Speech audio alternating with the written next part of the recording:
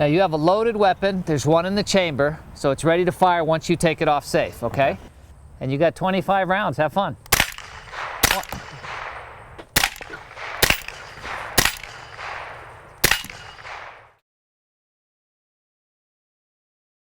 This is our new Ruger 1022 takedown, which is kind of a cool gun because it comes right apart, fits in a little backpack. It's just a great, hiking, camping. It's a fantastic new gun. It's really, really popular. We just can't make them fast enough. It was an old philosophy of Bill Ruger Sr.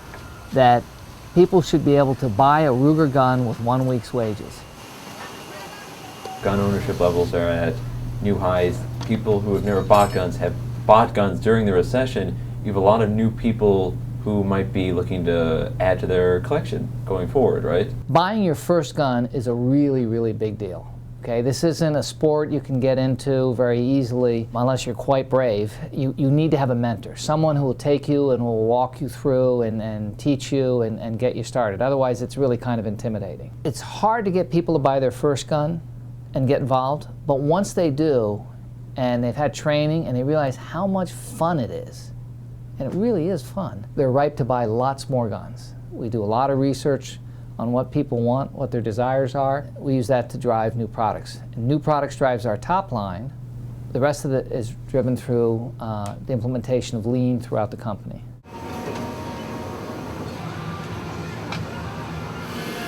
We really want to get into the numbers and know how your new manufacturing techniques have boosted the bottom line. It's enabled us to reduce our inventory from over 130 million down to about 50 million. During that time, we've tripled our volume. Our inventory turns have gone dramatically from like 1x to 6x.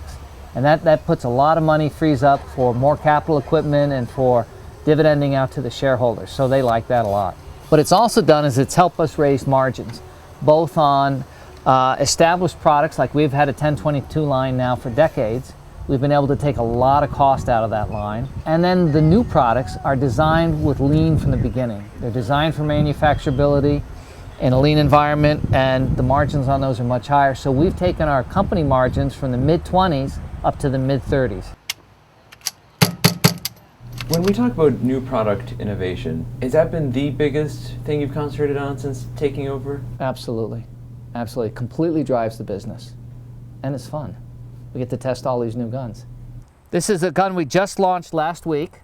We have a program called jury testing, where when all the engineers tell me that the gun's ready to go, and the manufacturing executive says, I'm ready to start production, we're good to go, then we have about 50 people shoot the gun.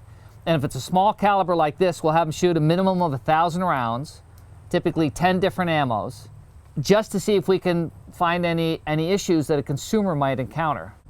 Fire in the hole.